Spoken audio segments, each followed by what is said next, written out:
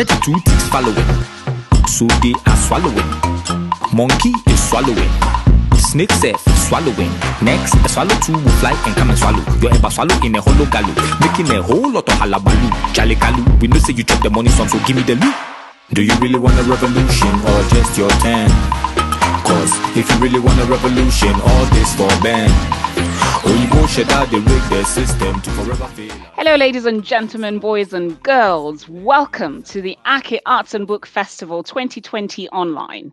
My name is Musonda Mumba, streaming in from Nairobi, and so excited to be here. I shall be moderating a session that is looking at preserving our land for our children. Why does it matter? We have amazing speakers. We've got Ogunye from Nigeria, an environmentalist working on the coastal landscape there. We've got Omar Degan from Somalia, an architect, a mind of so many levels looking at sustainability in architecture. And we've got Serge Clottey from Ghana, a photographer, artist, creative, sculptor.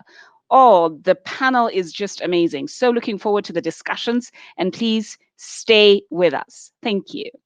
Hello, Doyi. It's so good to have you on this panel, and to you, Omar, in Mogadishu. Fantastic to have you both, and also to Serge in Accra, Ghana. This is just amazing. So our panel is talking about preserving our land for our children. This so matters. And I've read your profile, followed your work, all these amazing things that you're doing.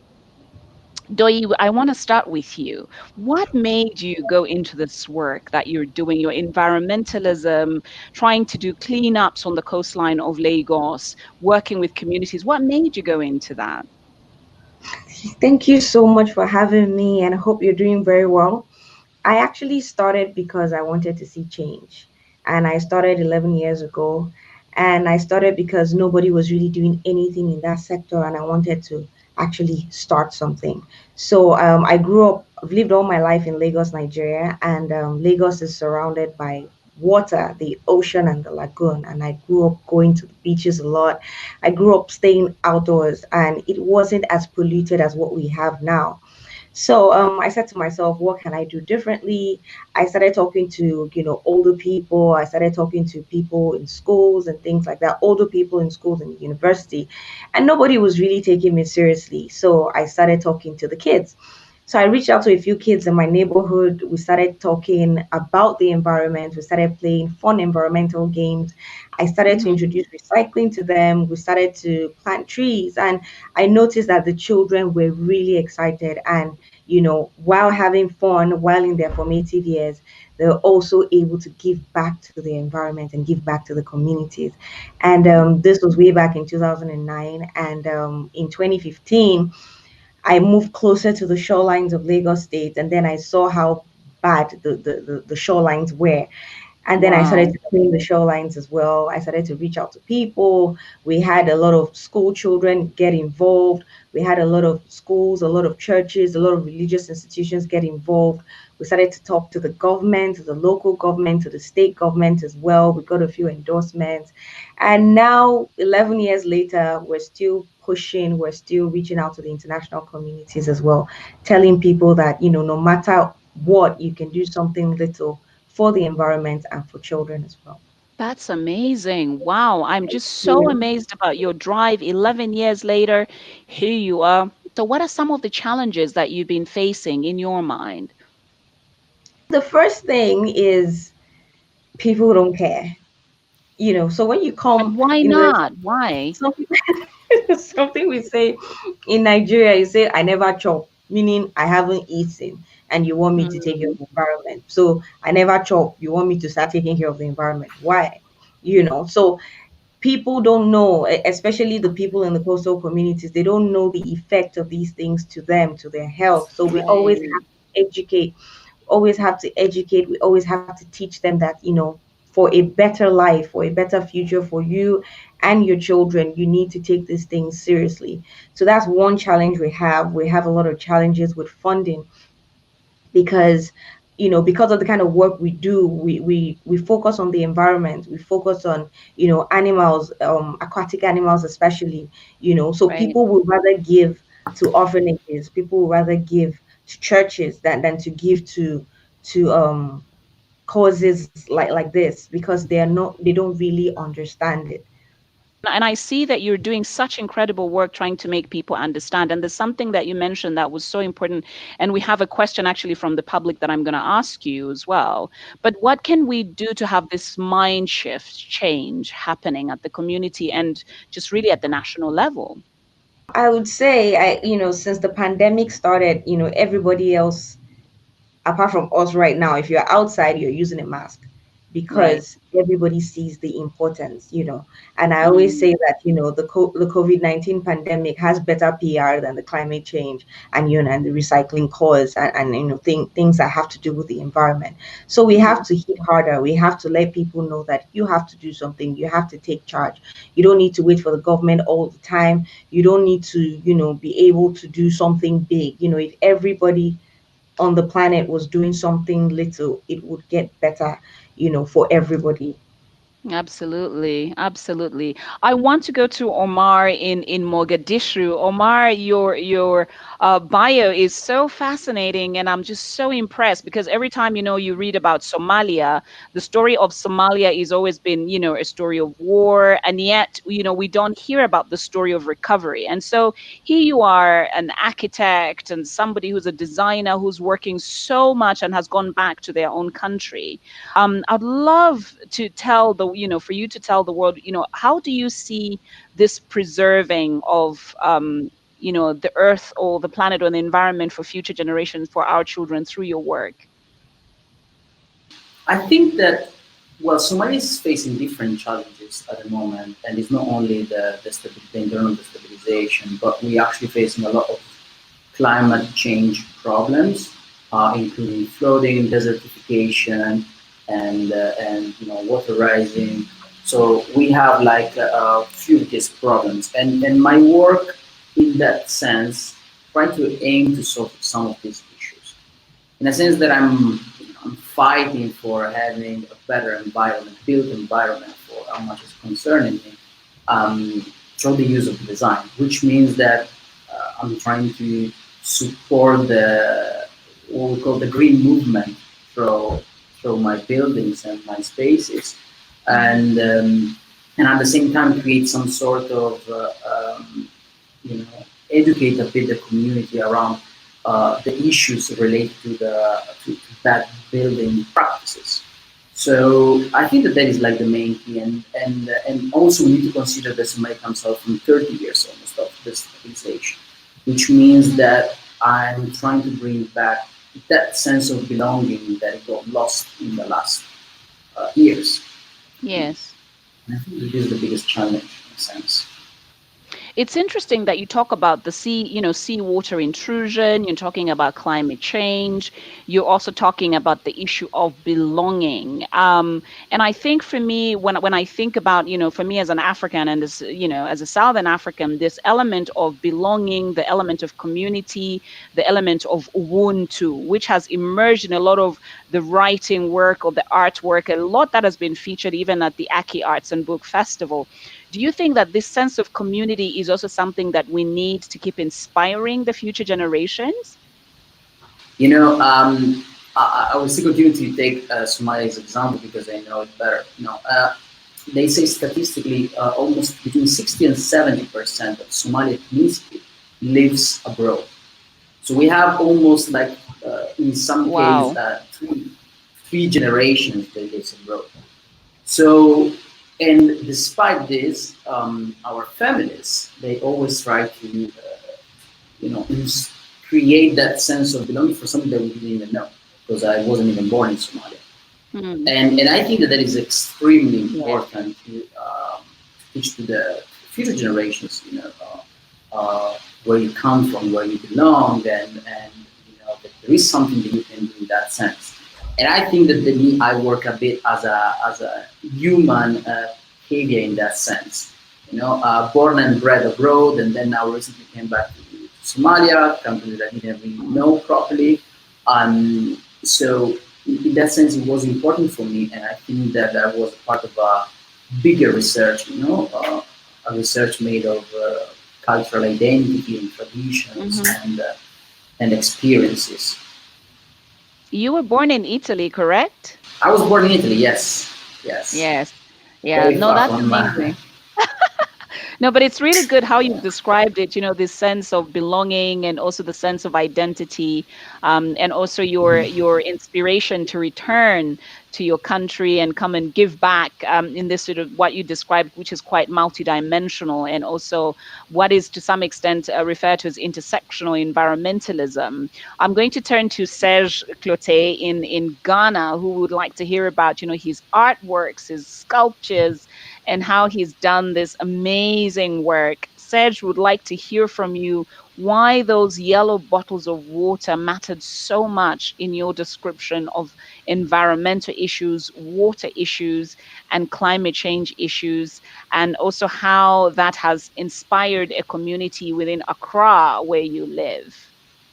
I think that I've been working with these jerry cans for a long time, and it's a childhood interest, and it's a childhood inspiration where, as a male among my cousins, I have to like carry the water, and so it's something that I grew up with, which for me represents a problem, because Ghana has water scarcity, and those gallons represent water because they used to survive every single day under this water scarcity. So growing up with it, that I find that as a problem, when I was growing up. But when I began to pursue art as a career, I realized that there are available materials that I can explore, because it deals with environment, it has a migration background, it represents water, it play another political roles in our society, So I had always been interested in, criticizing politics by using very symbolic objects which represent, situation, and the yellow gallon represent exactly what I wanted, So when I started, I was using the exact volume as a canvas piece because I come from a painting background, and for me, painting speaks a lot, but I believe that those materials are very symbolic and in our language and in our daily struggles, so I decided to explore that. And so I was using maybe 10, 20, put them together and paint portraits of them as a mural, so that can be moved around. And when I started, I started painting political icons like president, all these political positions. I was painting on them, because I think that is connected to our environment and how climate change is destroying the world. But because we are in this part of the continent, we don't have much education about it. So I decided to take on by using the work as a reference or as a symbol to talk about environmental degradations and all that. So I started working by myself with the process, but I realized that because I was collecting them from the beginning and I started cutting them, the community were against that because I was cutting them, I was destroying them because they need that to survive the water scarcity. So it became a conflict, between myself and the community, because I was buying from them, I was collecting them around and cutting them, and so I had to give them a studio visit, take them through my process and why I'm using the gallons, because it's not hygienic to store water in them. And most of people here store water in them, drinking water, and after a couple of days, it gets contaminated and all that. So I have to take them through my creative process and the idea behind getting rid of them. So after we have that section, they begin to understand the work and they became part of collecting or sourcing that jerry cans. So some of them trade in, they bring them to my studio and I buy them from them, So it's a way of getting rid of them, So the idea of migration talks about how those objects come from the West as cooking oil containers, and in Africa, because of the water scarcity, some part of Africa is struggling with water scarcity, so we use them to store water. So as an artist, I'm interested in how that same object can be sent back to the West by changing the form and value of it, which somehow benefits this part of the continent where they becomes like like discarded, So working with the community has really improved the work, and it has really built the community to work as a collaborators, because now I work with most people in the community who are part of the process, by collecting the materials. Other people are cutting them, and we start sticking them together. So it's a way of working together as a community, and also working as a collaborators, where they are allowed to, explore the materials. They are allowed to share their input and all that, So I think that the work has changed from just objects using to store water, but it has become very political, because it talks about water scarcity and if Africa has water in what are those gallons used for? Because there's no like proper recycling structures that deals with this plastic. You end up seeing them in our oceans, in our streams, on the streets, and the dump sites. And people, when they try to get rid of it, they burn them, which cause a lot of environmental, like a lot of pollutions, and it's not safe for the environment. So together with my community, we have developed these working teams where we do a lot of public installation to engage people, or to create a dialogue of the history of this object and how that goes through my artistic process and sent back to the West.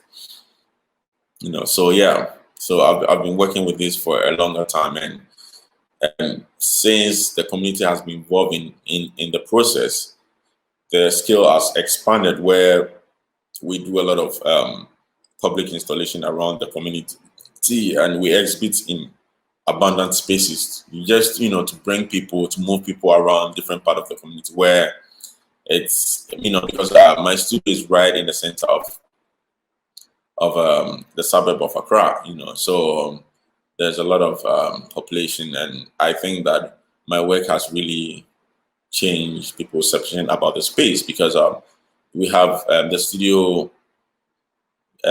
gets a lot of visitors across the group, and that helps encourage the people in the community to understand what they are doing, because it's not just about myself, it's not just about them, but it's about the world, and it's about the environment, and this is a little that we can do to save the environment. Yeah.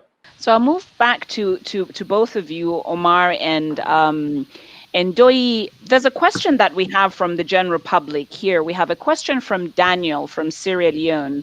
Perhaps we can start with you, Doyi. He is wondering and wants to know why Africans should care about the environment. In your mind, why should Africans care about the environment? First of all, the environment is all we have. Everything we use, everything we do actually comes from the environment. From the air you breathe, to the wood you use for paper, to every single thing. We actually live in the environment. We say that we're not apart from nature, we are a part of nature. And because we're a part of nature, we have a duty of care, to take care of it, to protect it. Because, they always say that if you don't take care of nature, nature will not take care of you, from the drugs that we, from our medication, from our herbal medication, and even, this new type of medication that we have now. If you don't, everything comes from the environment. So if you don't take care of the environment, we are not able to get these things. We're hearing, things happening in California. We have the wildfires. Even in Lagos, we have heat waves now in Lagos State. We have so many people, dying from, preventive, diseases. Cancer is on the rise, and that's because we are polluting the environment. People are dying more from, from pollution, air pollution. A lot of people, are having a lot of carcinogenic diseases, from this. Cancer is on the rise. So many things are happening to our bodies because the environment is not properly taken care of. So if we take care of our environment, that there's a chance that we'll live longer, healthier, and better lives. Absolutely. Absolutely. It's so sad to hear about this, rise in cancers and all of those challenges. Omar, in your mind, in responding to these questions, why should Africans care about the environment? Well, I think that the collateral effect of not taking care of it should be just enough for all of us to thinking twice about destroying it. But on a general scale, the, the environment, in particular in Africa, it offers not only life on a large scale, but also possibilities to grow, possibility to having better quality of living on a large scale. So I think that is important, talking about, I want to preserve the environment, I believe. It's not enough for the people to understand why, but I think or at least is what I try to do every time, to use like practical examples and the reflection of it.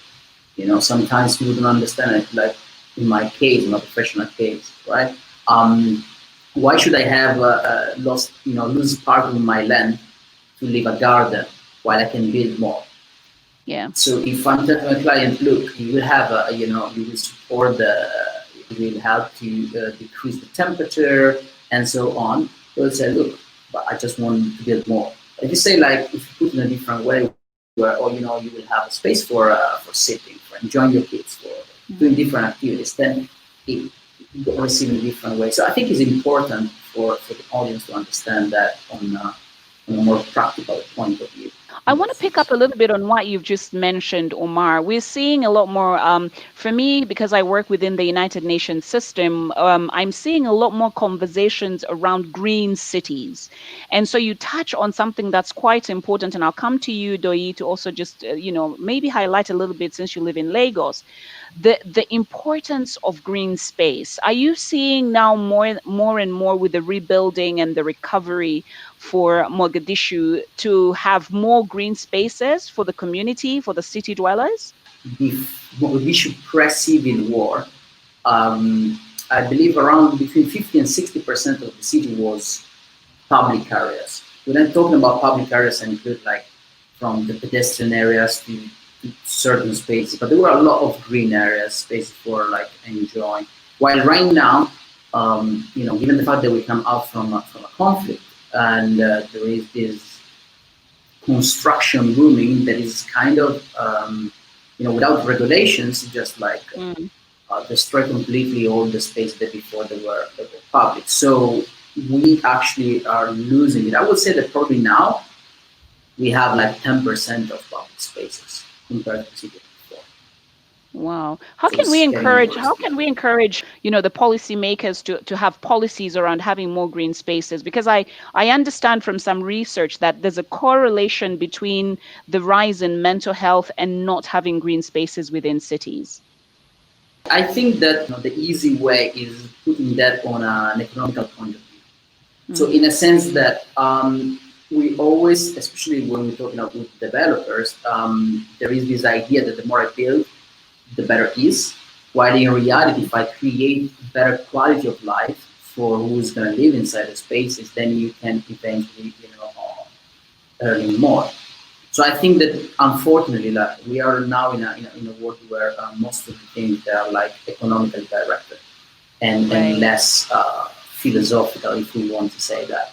So I think that we need to submit this idea that increasing the quality of life through better urban development, green areas, and water collecting rather than waste management, it will increase in a certain way the income of developers and make the city more controllable also from always like the policymakers in that sense. I want to come to you, Doyi, because you mentioned earlier on when you were talking about the issue of, recycling and the community actually using some of this waste that finds its way along the sea. So just talking about jobs, and mostly green jobs, because what you're doing is almost circular economy. In fact, it is circular economy.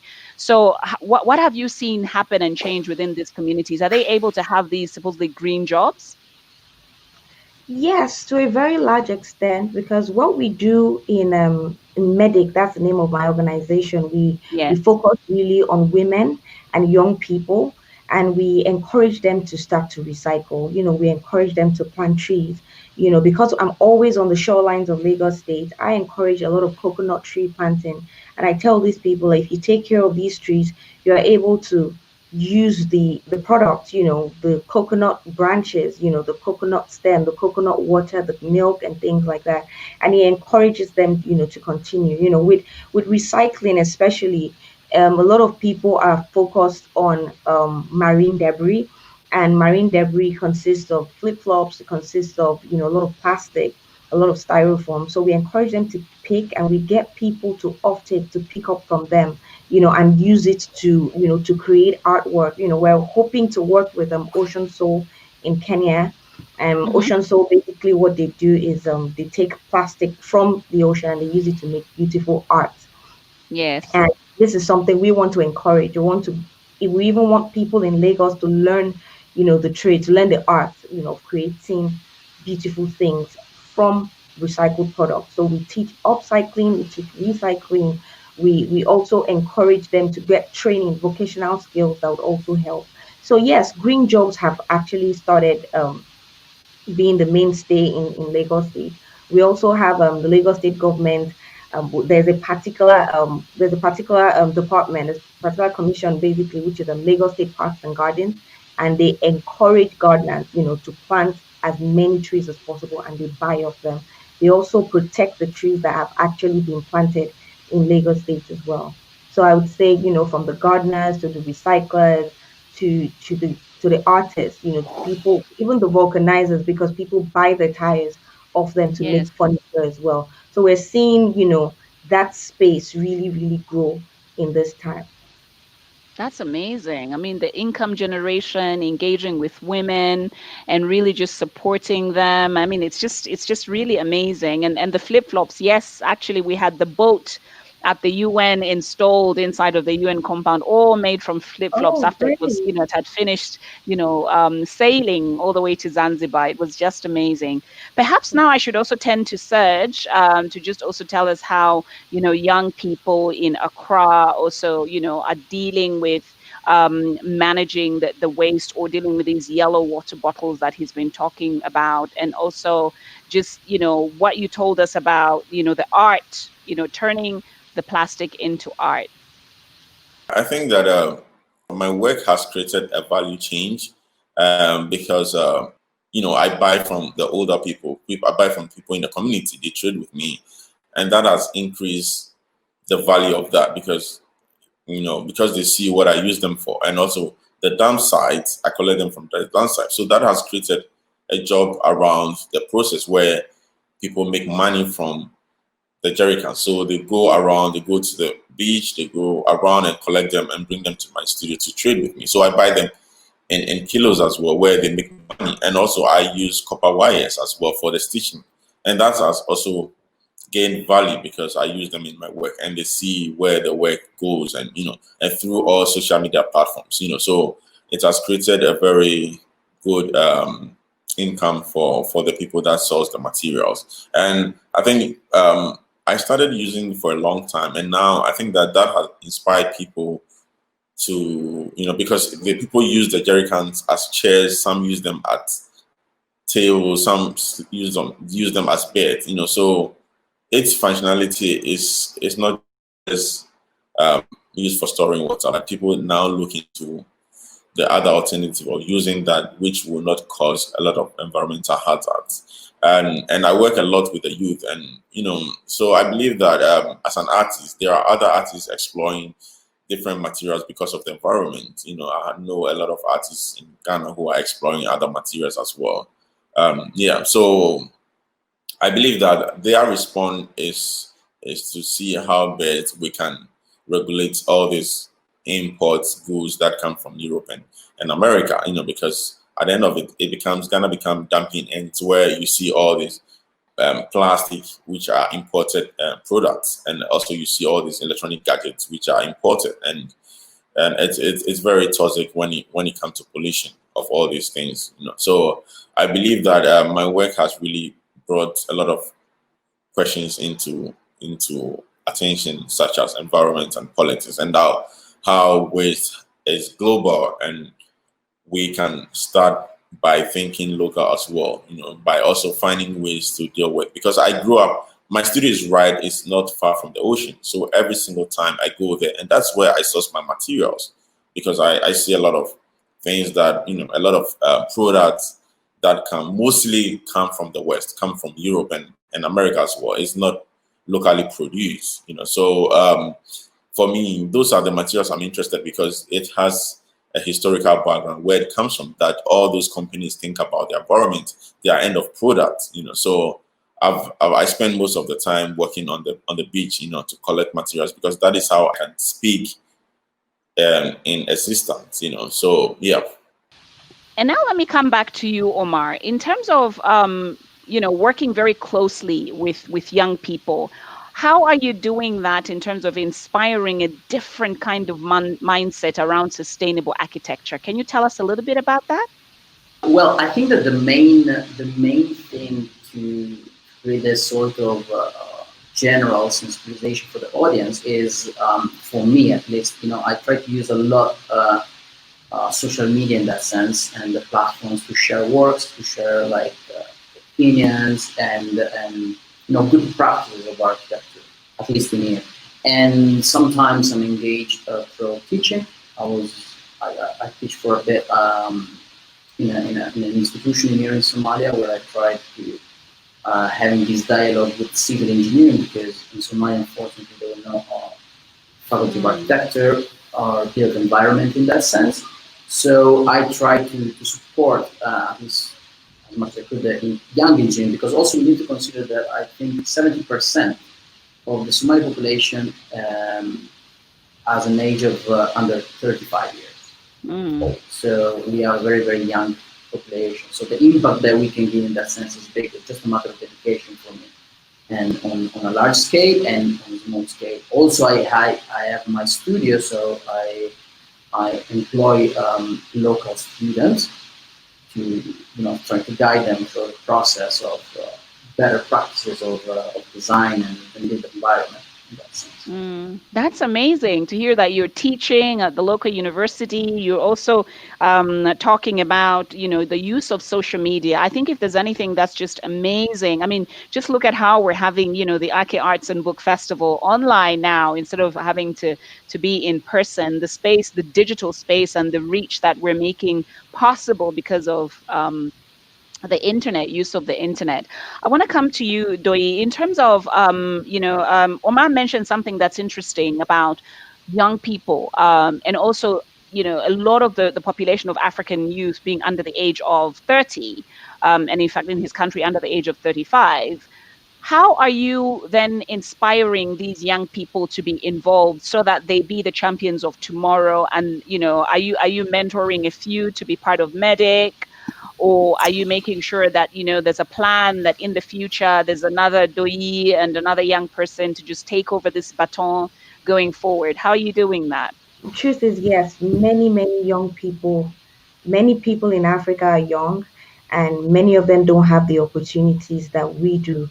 So, as much as possible, especially with the Reswaye project, we get young people involved. So we have youth leaders right now in over 12 communities, 12 coastal communities, and in the waterways we have 5. So we have in total 17 youth leaders that we're working with. We've been working with them for over 9 months now. We're also encouraging them to have at least 5 people that they're working with, so that whatever we teach them, they are able to pass it on, to the younger generation as well. And right now we're seeing an emergence of beautiful, hardworking, amazing young people from the ages of 12 to 19. And Wow. this is something that I didn't have growing up. So I'm really happy that we're able to pass it on to them, and they're able to start, working on projects.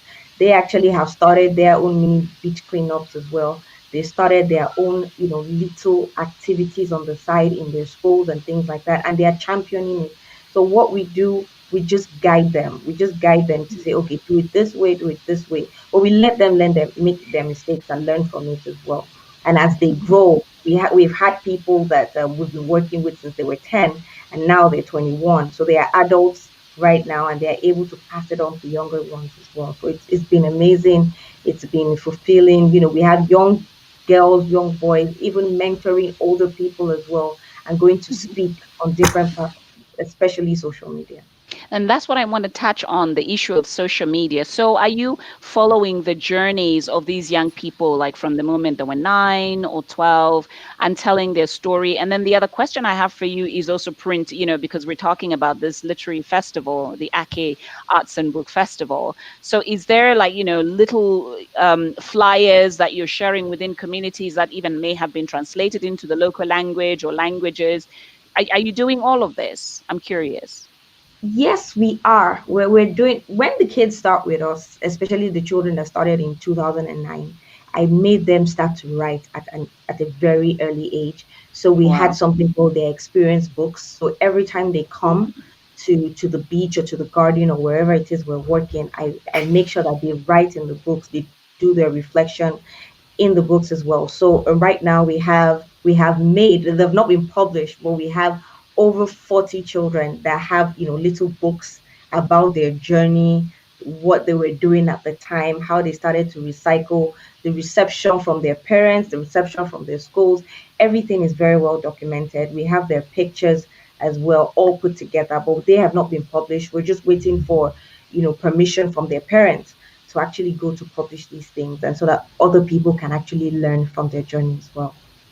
I think that would be amazing, and perhaps something that the Ake Festival colleagues can take up and share the stories of Nigeria to other African countries. I think this is a moment where we need to share more about our stories, our authentic stories. And I think based on the question from Daniel in Sierra Leone, clearly there's need for a lot more conversation on why environmentalism matters. I come back to you, Omar, in terms of these voices from the ground. Are you also documenting, writing these stories, sharing blogs? Maybe is this happening in your country, especially maybe with the Somali diaspora?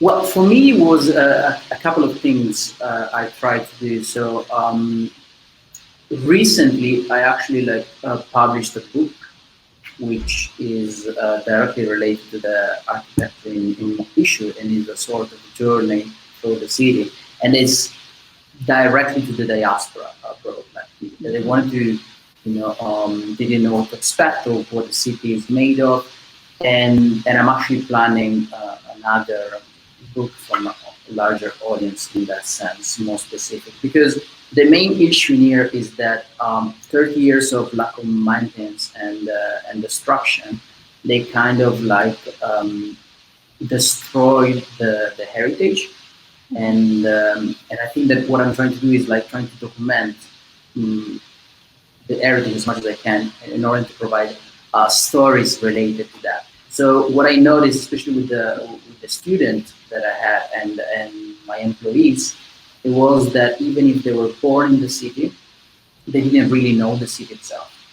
So I organized a small tour around the city to try to teach them and show them secret corners, and we were always laughing because it was for me it was like, how comes that me that I was born abroad, I come from abroad, know these things and you didn't? So we and for me it was a better understanding, and it was like, why they didn't know, right? So for me it was easy to put myself in a situation where, you should know. But then with the time I understood that there were issues in the city, and certain places where it was not possible to visit, and for security reasons. So now the city is changing a lot, and that allows me to share better stories in that sense, and my sort of diaspora arrogance kind of disappear with the time. No, that's really good to hear. And I really like that you talk about, sharing the stories, letting everyone know about some of the things that have disappeared from the city, what has happened, and just documenting this journey. It's always kind of difficult when you're away from home and, you don't know what's going on there. And perhaps maybe this is also a question for Serge in terms of, can we hear from you around, how you work with young people, sharing their stories around the artworks. And I understand that you've actually exhibited in different parts of the world, not just in Africa. I think that locally, when I'm in Ghana, I'm based in Ghana, but I travel a lot. But my studio is centered in my community where I have open studio sections where I invite the youth to come and engage in a dialogue around the work, because the process of in which we source the material itself is a performance, because we dress like women, we wear our parents' clothes, and we walk all the way to the dump site to carry them on our back. So instead of using a truck to transport the materials, we carry them on our back. So within the routine, we engage people and create dialogues around what we use them for, and that attracts people's attention into the space where I work. So every single day we have people coming around to learn what we do and to engage in the conversation around environment and what they can support with. Because because it's a collaborative work, we need a lot of people to help stitch, put the work together, and share ideas, because it's very symbolic. It's a very symbolic object in our life where I believe people have them abundantly in their homes, and you don't know how to get rid of them, instead of just dumping them on the street or in the oceans, or so that also helps solve and bring this idea together by finding the materials around the community. And yes, and also I do a lot of collaborative work with the youth, especially those youth in the school and all that, because some schools they don't teach them much about the environment, so from my little space that I have, I engage them on a very educational understanding to environment and how art can play a role, or how individual can contribute to saving the environment. Yeah. Doyi, I come back to you.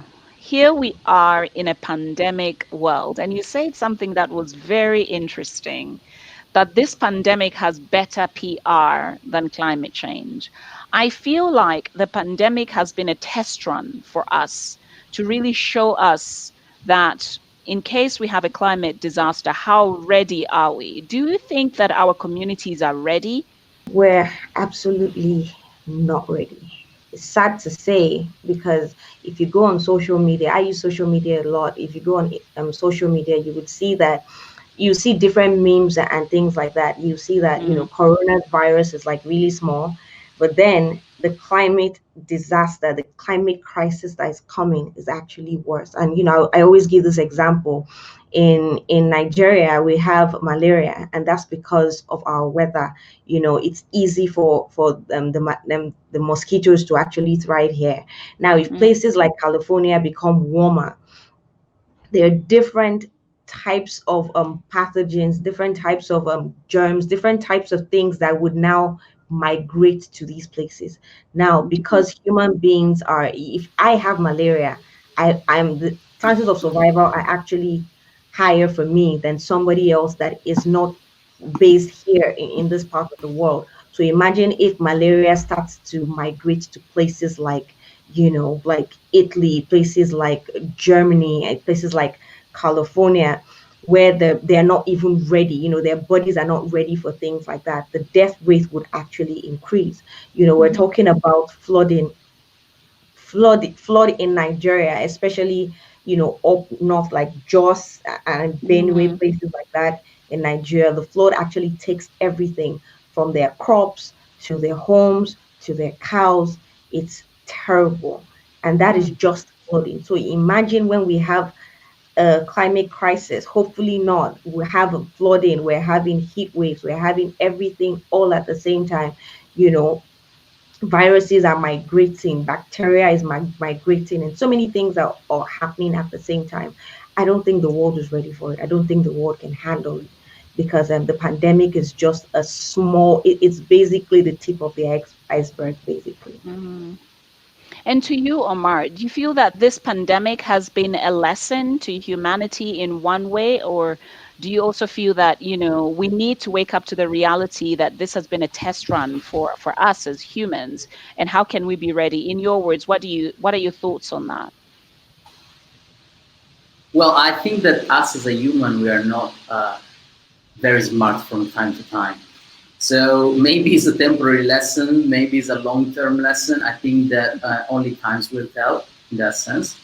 But I think one thing is very sure, which is that we probably understood that a lot of things are not stable, and then we live in a very temporary and unstable general situation. You know, this pandemic put under stress the worldwide health system, put under stress the normal way of conduct works, and you know, employees they face a different kind of challenges. So I think that this is what really changed. From a working point of view and architectural point of view, in my case, it definitely changed a lot, because then most of the work had become online, and most of the I had to change the way to run the design process in that sense. So probably a lot of change. I don't know for how long this change will in this direction. That's the question that I. Yeah, no, absolutely. Perhaps also the same question to Serge about, your thoughts about the pandemic, how it's kind of like halted the way we live and how we behave. Tell us how you think that we should be responding to it as humans. How should we go about, changing the way we live in going forward? I think this pandemic has really shaped a lot of people, individuals, and companies, and governments, and because it's just happening, and not it's just happening. It's our list of expectation, and I think that it has really affected the economy, because of we don't really plan our lives as to what is going to happen tomorrow.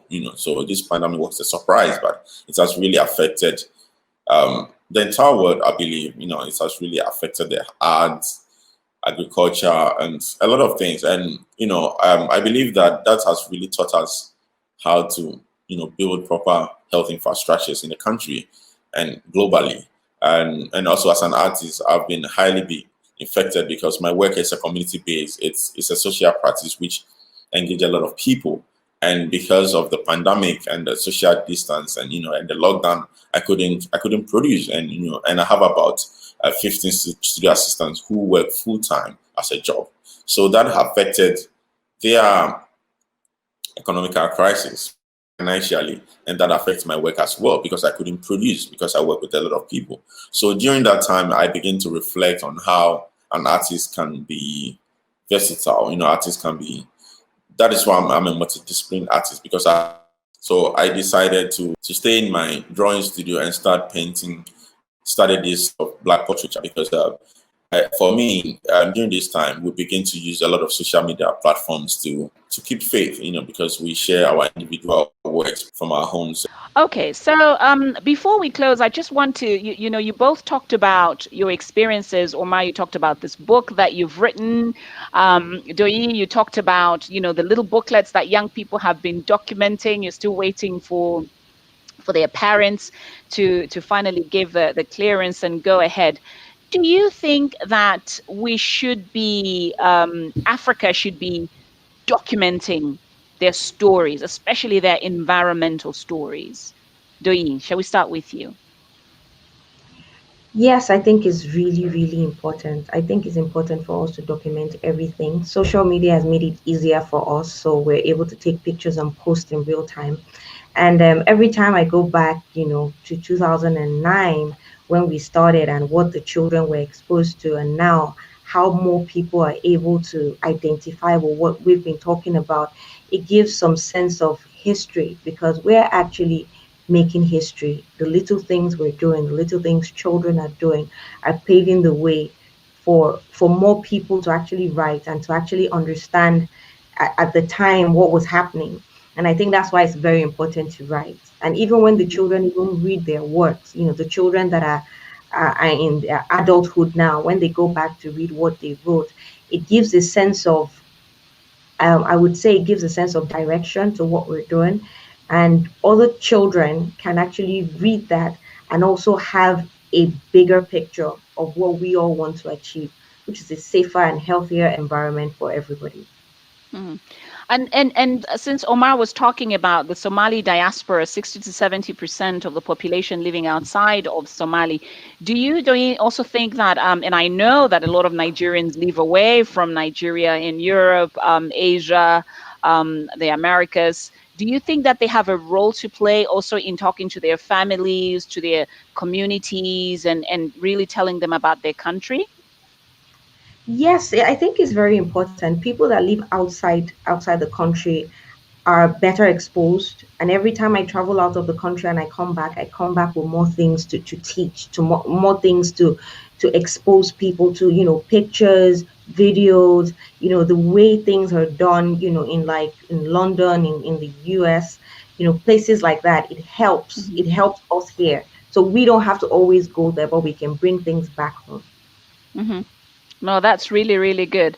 Um, to you, Omar, you were talking about that 60 to 70% of the Somali population living away from Somalia. So my question to you was, do you think that the diaspora have a role to play in not just either the investment, but also the publicizing and the need for environmental sustainability within communities in Somalia, and also just sharing these experiences across the world? Yeah, well, for sure. I actually think that is mandatory for Africa in general and Africans, I will say, start to tell our own stories, because for too long the Western world dictated the rules in that sense. And we were kind of cut off from the narrative. So to go a bit back to your question, I really believe that the diaspora they play a key role in their own way. So in a sense, that is important to educate, to share stories, to take ownership of what is happening in our countries, and to tell the story directly, and not anymore let others that are not really part of the narrative to dictate the rules. It's time change, and it's time for this sort of African revolution, if we want to. The need to tell our own stories. I'm also going to ask Serge the same question. Do you think that our stories matter? And I know also from your side that a lot of Ghanaians also live away from Ghana. Do you think it's important that they also talk about, the environmentalism that's required, even though they're in the diaspora, about why this matters for Ghana?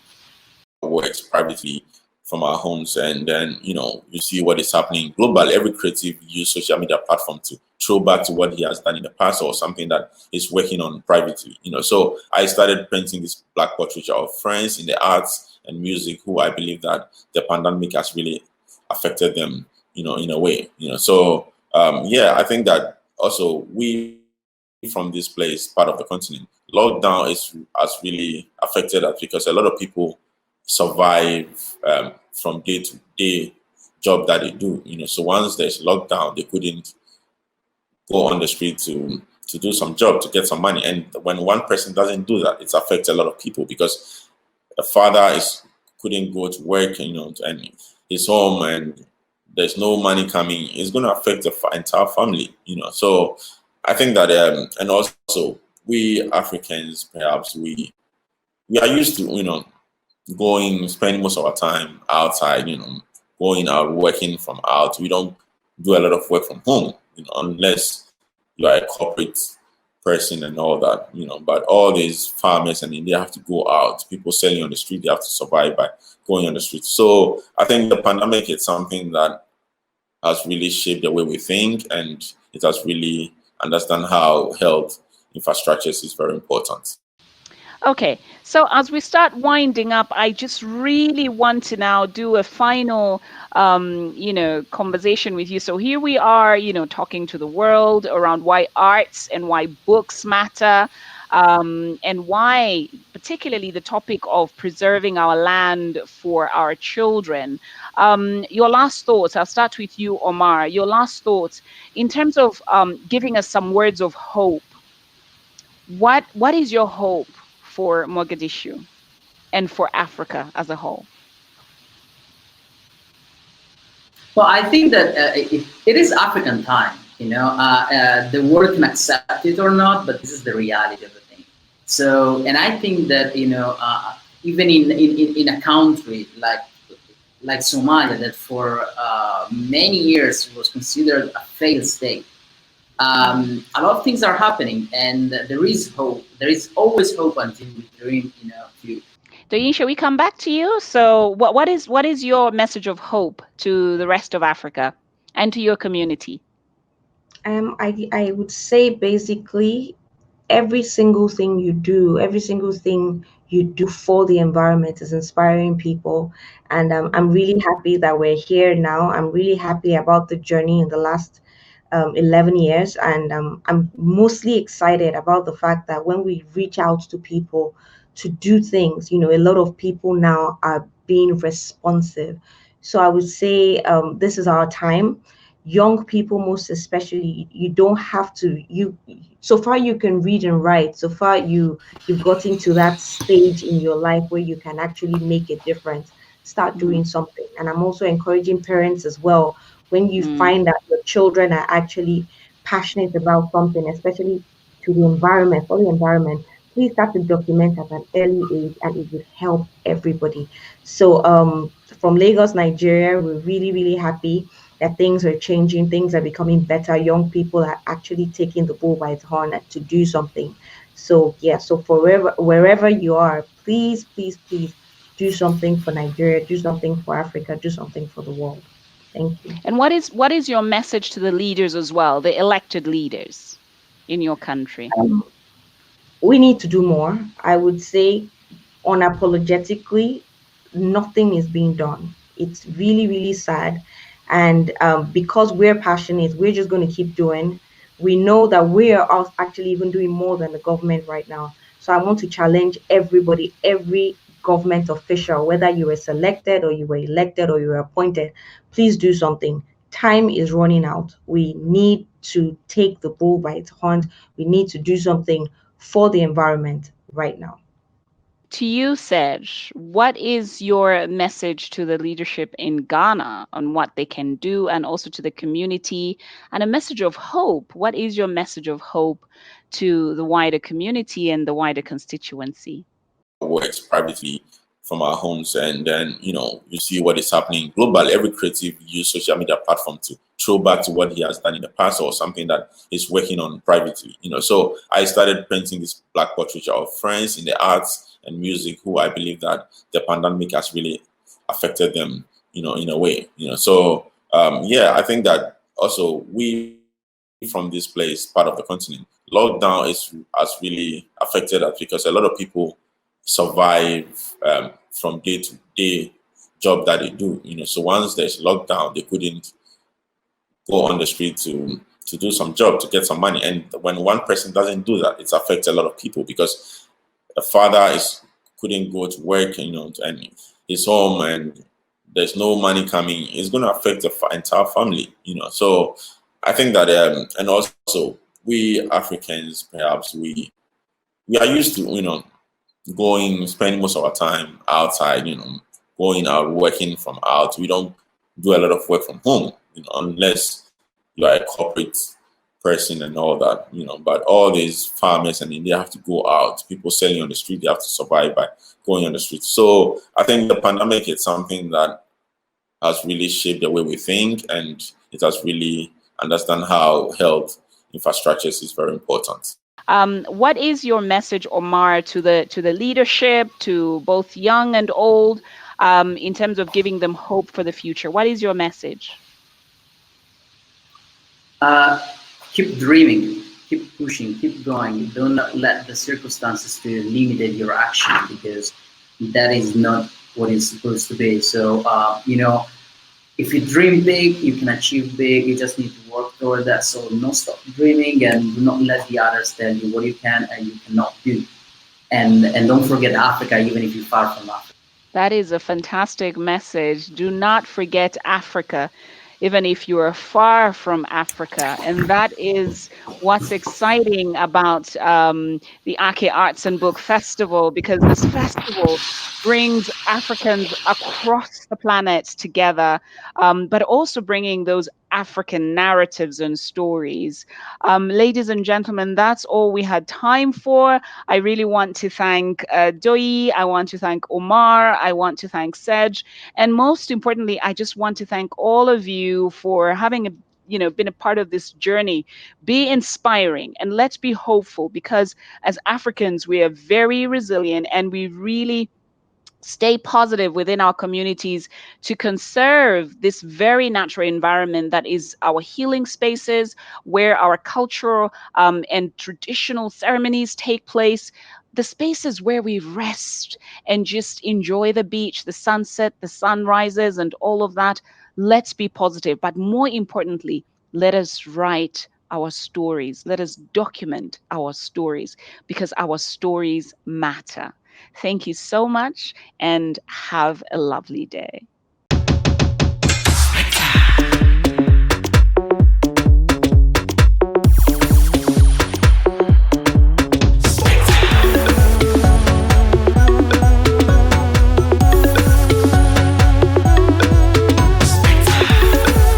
That 5 minutes madness only you can understand.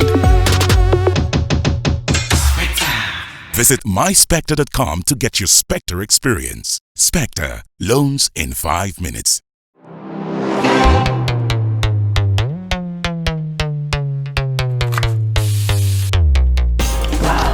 Sticky, spicy, sweet.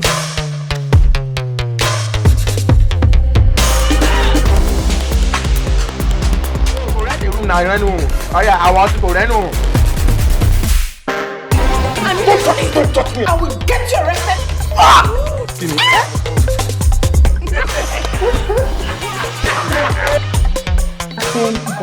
Very, very easy.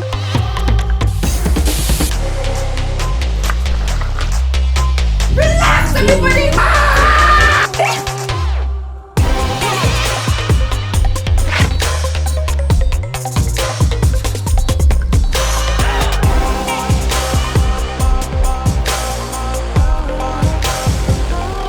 He shot you. Stranger's Guide is not a typical American travel magazine. Our mission is to dive deep into a single location, commissioning work from great writers and photographers, famous individuals, as well as up-and-coming new voices. This year, we decided to go to Lagos. And we are proud of the volume we produced, with original work from some of Nigeria's best writers and photographers, working with luminaries like Wale Soyinka, Molara Wood, and Femi Kuti. We think this is a very special volume, and we're so excited to bring it back to Lagos.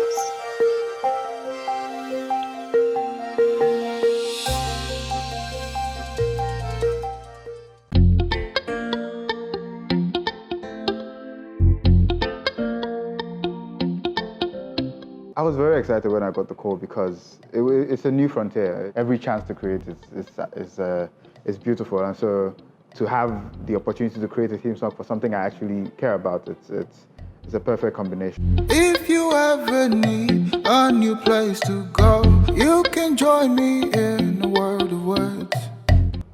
First, create a melody. Melodies are usually what make songs, as they say, sweet, and so that is where I started from. I tried to find something that merged the folk sound I'm used to, but also sprinkle a bit of the African spirit in there. When it seems like I'm nowhere to be found, if you look, you'll find me in a book. With the lyrics for the songs, a lot of times when I was younger, when you didn't find me anywhere, I was very likely in my room reading a book. Let's take a ride to the past in the back of a phoenix. Let's float around the moon. Reading is a big part of my person, and I'm also a writer, so it all just comes together. The best thing about reading, and what's really important about it, is that it helps us become who we should be. With reading, we become many things. We become empathetic to people. Stories that are not ours, we get to experience, and I feel like that is one thing that makes you a well-rounded human being. You'll never be alone, now you know where to look. Find me find the word in a book. It's extremely important to read the work of other African writers that are not Nigerian or from my nationality, because it's a beautiful mix of finding home and visiting a new place all in one. Never be alone, now you know how to love. Find me, find you, find the word in a book. One Read is an app I will use.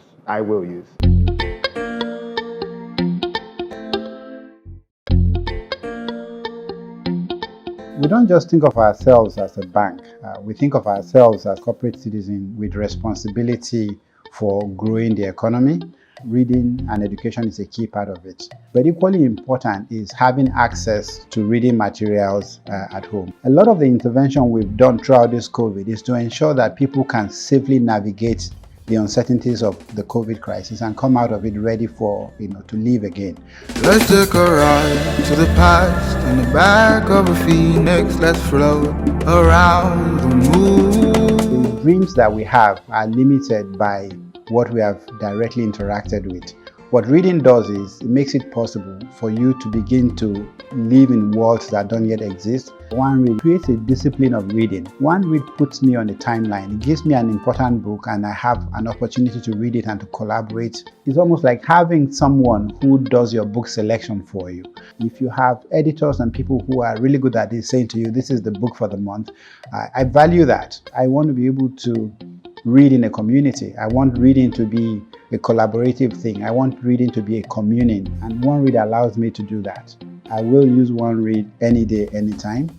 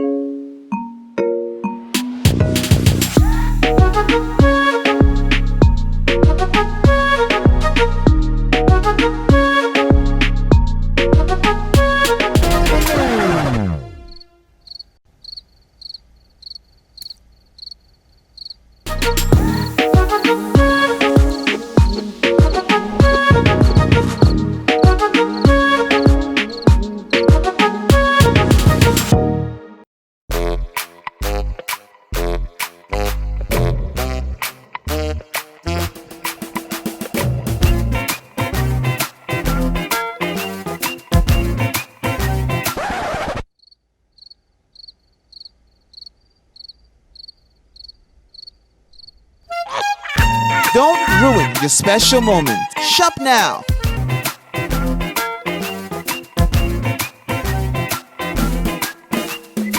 Altmore.